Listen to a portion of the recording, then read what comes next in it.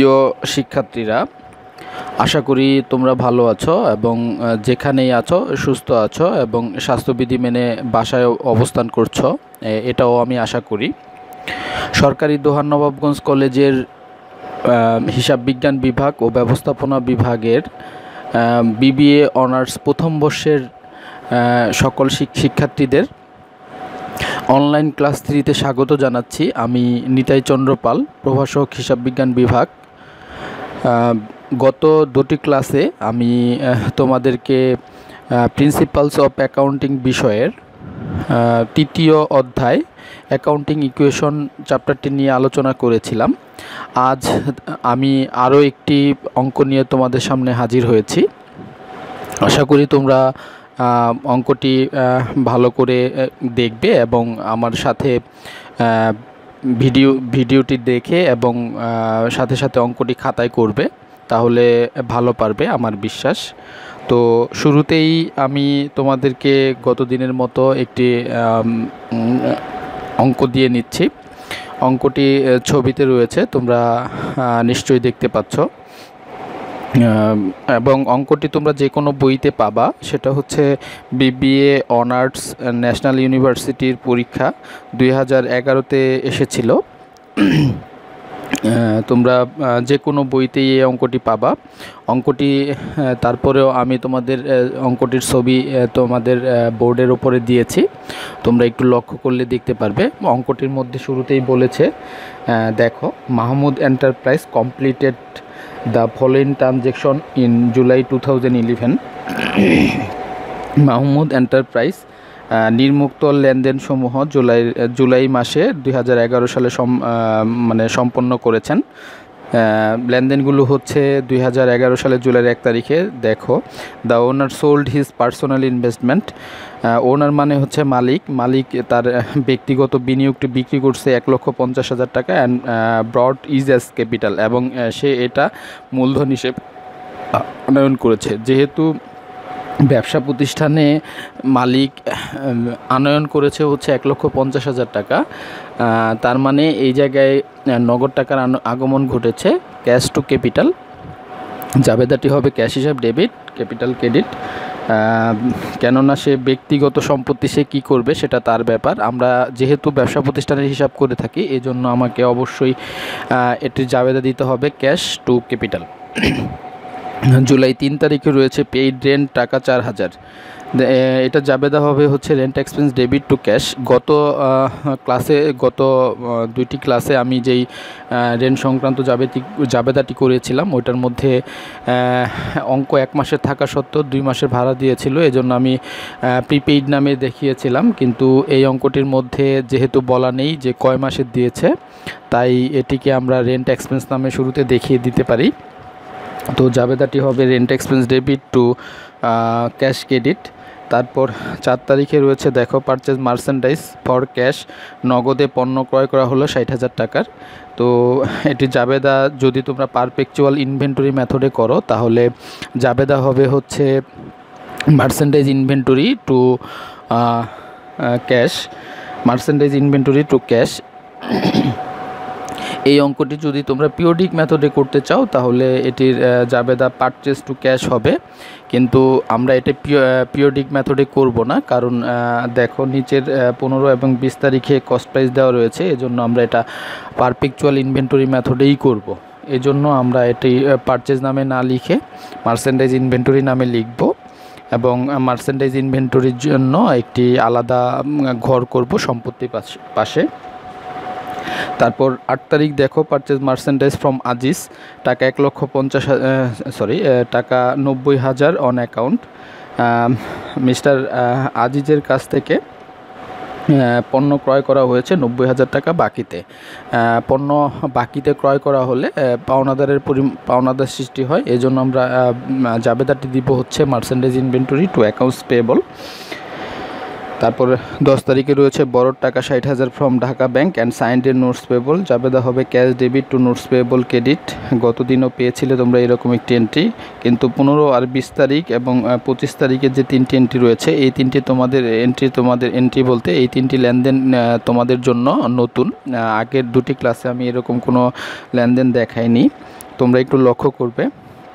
দেখো, sold merchandise for cash এই পর্যন্ত একটা জাবেদা হবে। এই পর্যন্ত জাবেদা হলো নর্মাল বিক্রয়ের জাবেদা। নর্মাল বিক্রয়ের জাবেদা হচ্ছে নগদ, আমরা যে জাবেদাটি দিয়ে থাকি cash debit to sales credit, ৭৫,০০০ টাকা দিয়ে জাবেদা হবে। দেখো এর পিছনে কস্ট ৬০,০০০ টাকা লেখা রয়েছে। এই ৬০,০০০-এর জন্য আমরা আরেকটা জাবেদা দিব, সেটি হচ্ছে cost of goods sold debit merchandise inventory credit. অর্থাৎ এই সোল্ডের জন্য দুটি জাবেদা হবে, একটি হচ্ছে সাধারণ বিক্রয়ের জন্য জাবেদা, অন্যটি কস্ট প্রাইজের জন্য জাবেদাটি হবে। ২০ তারিখে দেখো আবার সোল্ড রয়েছে, সোল্ড মার্চেন্ডাইজ টু ইমরান। এই ২০ তারিখে এটা নগদের সাথে সম্পৃক্ততা নেই, কারণ ব্যক্তি বা প্রতিষ্ঠানের নাম থাকলে এবং নগদের কথা বলা না থাকলে আমরা সাধারণত ওই লেনদেনটিকে বাকিতে ধরে থাকি। যেহেতু বাকিতে বিক্রয়ের ফলে প্রাপ্য হিসাবে সৃষ্টি হয়, এজন্য আমরা এটা জাবেদা দিব হচ্ছে ক্যাশ না দিয়ে account receivable debit to sales credit. এটা হচ্ছে নর্মাল জাবেদা ১,০০,০০০ টাকা দিয়ে। পরে কস্টের জন্য আরেকটি জাবেদা হবে হচ্ছে cost of goods sold merchandise inventory. তারপর ২৫ তারিখে লেনদেনটি তোমরা একটু লক্ষ্য করো। রিটার্ন মার্চেন্ডাইজ সোল্ড অন জানুয়ারির ২০ তারিখে পণ্য ফেরত এসেছে।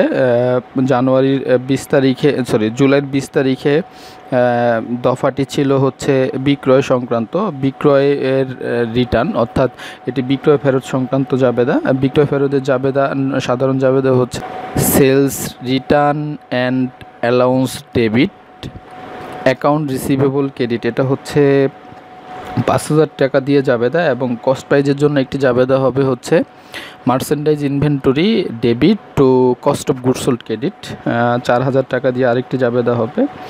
তারপর ৩০ তারিখের জাবেদাটি লক্ষ্য করবে, payment receive from account receivable, প্রদত্ত টাকা পাওয়া গেল, দেনাদারের কাছ থেকে টাকা পাওয়া গেল ৫০,০০০ টাকা, জাবেদা হবে cash debit account receivable credit. ৩১ তারিখে রয়েছে পেইড অ্যাডভার্টাইজিং বিল, অ্যাডভার্টাইজ মানে বিজ্ঞাপন বিল পরিশোধ করা হয়েছে, লিখবা হচ্ছে জাবেদা দিবা হচ্ছে advertising expense debit two cash ৫,০০০ টাকার জন্য। রিকোয়ারমেন্টের মধ্যে দেখো, এই অঙ্কের মধ্যে রিকোয়ারমেন্ট আকৃতিতে দুইটা রিকোয়ারমেন্ট রয়েছে। একটি হচ্ছে show the effect of above transaction on the accounting equation, হিসাব সমীকরণের ওপর লেনদেনের প্রভাবগুলো দেখাইতে বলছে, এবং ২ নাম্বার দফাতে বলেছে প্রুফ দ্য অ্যাকাউন্টিং ইকুয়েশন, মানে হচ্ছে অ্যাকাউন্টিং হিসাব সমীকরণটি প্রমাণ করো। তো শুরুতেই আমরা রিকোয়ারমেন্ট 1-এ চলে যাব। রিকোয়ারমেন্ট 1-এ লেনদেনের উপর হিসাব সমীকরণের প্রভাব দেখাতে চাইলে শুরুতেই অঙ্ক থেকে খুঁজতে হবে, হয় জাবেদা করে খুঁজবা অথবা এমনি যদি বুঝতে পারো তাহলে শুরুতে এমনি খুঁজতে হবে যে কয়টি সম্পত্তিবাচক হিসাব রয়েছে এবং কয়টি দায়বাচক হিসাব রয়েছে। সম্পত্তিবাচক হিসাবগুলো খুঁজলে পরে তোমরা যেই সম্পত্তিবাচক হিসাবগুলো পাবা সেটা হচ্ছে এই অঙ্কের মধ্যে ক্যাশ, মার্চেন্ডাইজ ইনভেন্টরি এবং অ্যাকাউন্ট রিসিভেবল, এই 3টি সম্পত্তি পাইবা। এই অঙ্কের মধ্যে সাপ্লাইজ নেই, তারপর কোনো স্থায়ী সম্পত্তিবাচক হিসাবও নেই। তো এই অঙ্কে মাত্র সম্পত্তি রয়েছে 3টি এবং দায় পাশে 3টি পাবা। সেটা হচ্ছে নোটস পেয়েবলের জন্য একটা, নোটস পেয়েবল হচ্ছে 10 তারিখে রয়েছে, অ্যাকাউন্টস পেয়েবল 8 তারিখে রয়েছে। দেখো অ্যাকাউন্টস পেয়েবল, নোটস পেয়েবল এবং ক্যাপিটালের জন্য তো একটি ঘর হবে, এই জন্য সম্পত্তি পাশে 3টি ঘর হবে এবং দায়ের পাশে 3টি ঘর হবে, এবং ডেট এবং রিমার্কসের কলামও তো হবেই। তো আমি বোর্ডে ছকটি আঁকছি, তোমরা একটু লক্ষ্য করবে। তোমরা একটু বোর্ডের দিকে তাকালে খেয়াল করবে যে আমি প্রথমেই 1 নং রিকোয়ারমেন্ট শুরু করেছি, এই জন্য রিকোয়ার্ড 1 দিয়েছি এবং লিখেছি হচ্ছে Mahmud enterprise tabular analysis of transaction. তোমরা সামারি অফ ট্রানজ্যাকশনও লিখতে পারো। তারপর লেখা রয়েছে for the month of July 2011।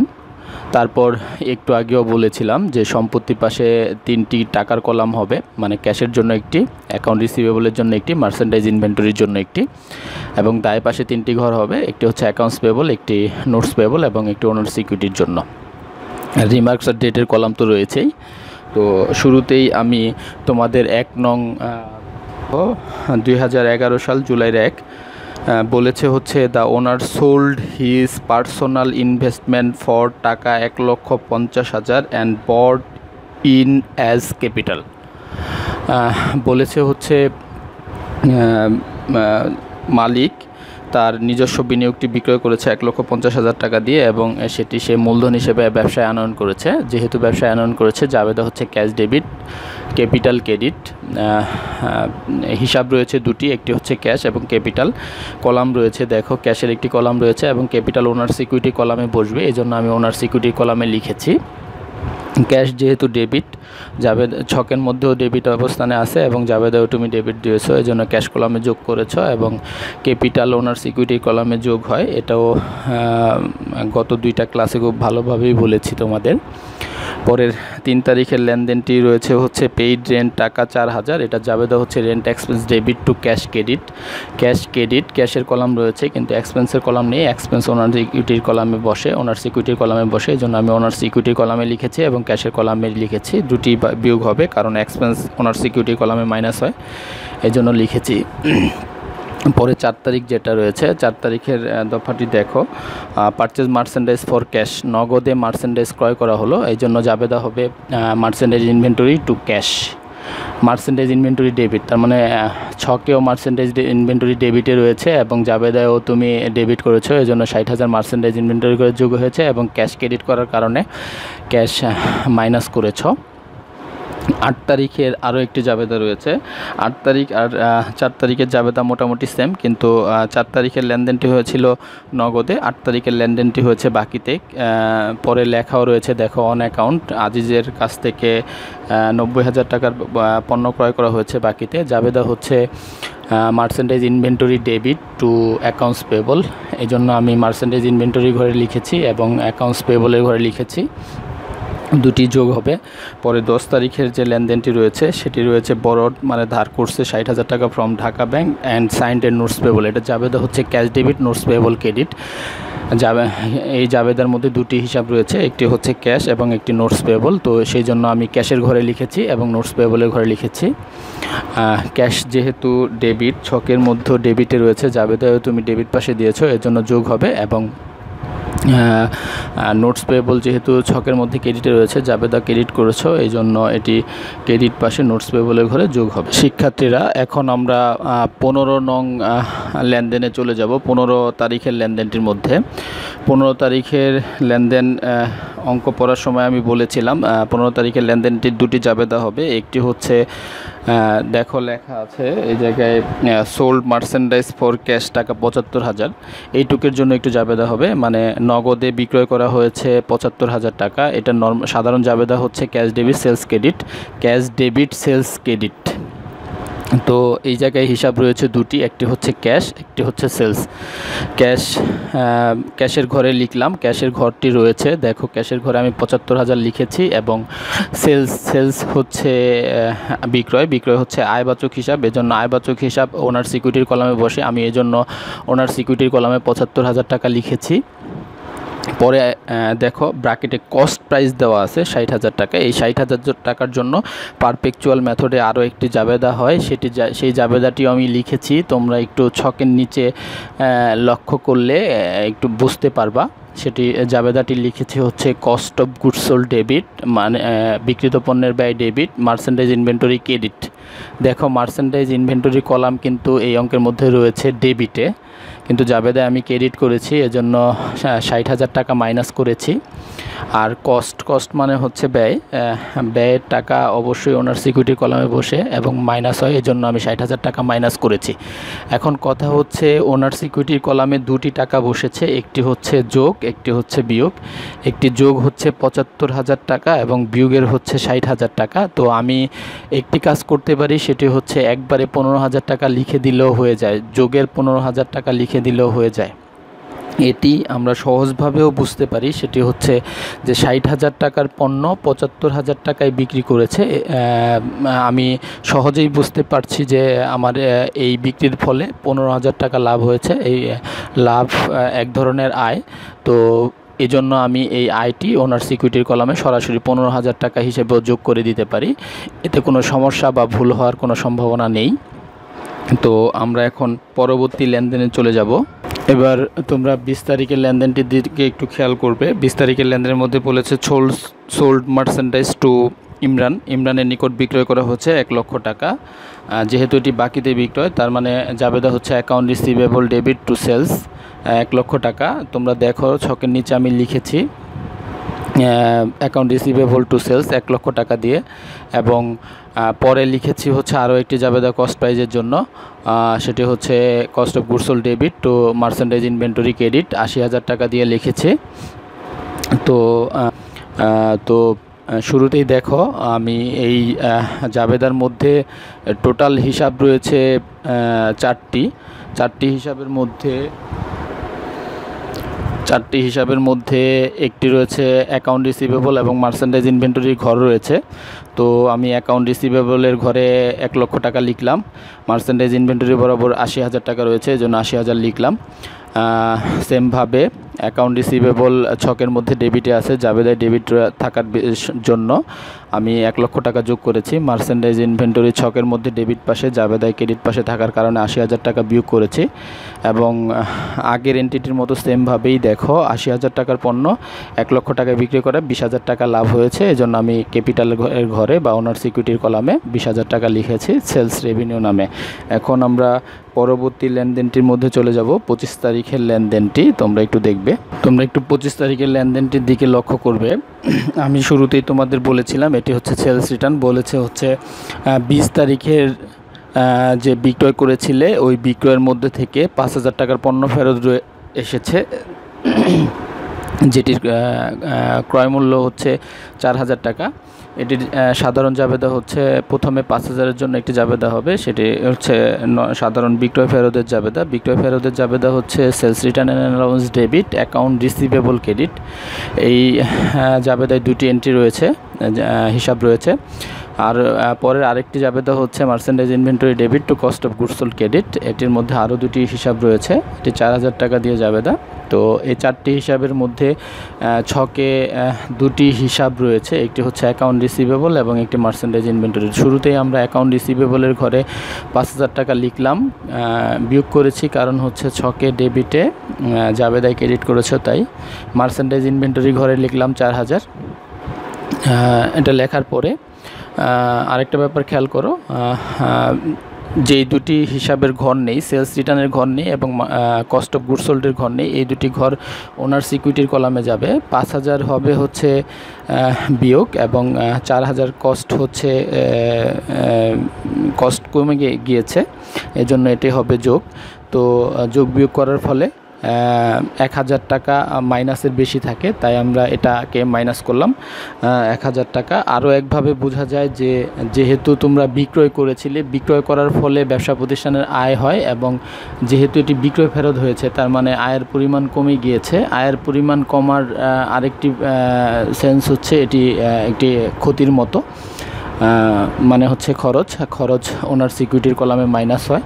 কত টাকা আয় কমেছে তোমরা একটু লক্ষ্য করলেই বুঝতে পারবে। 4,000 টাকার পণ্য যেটি তুমি 5,000 টাকায় বিক্রি করেছিলে সেই পণ্যটি ফেরত এসেছে, তার মানে তোমার পণ্য আসছে হচ্ছে 4,000 টাকা মূল্যের, কিন্তু সেটি বিক্রয় করেছিলে হচ্ছে আয় কমেছে 5,000 টাকার, কিন্তু সম্পত্তি পেয়ে গেলা হচ্ছে 4,000 টাকার। তো তোমার ক্ষতি হইল হচ্ছে 1,000, এর জন্য তুমি ওনার সিকিউরিটির কলাম থেকে 1,000 টাকা মাইনাস করেছ।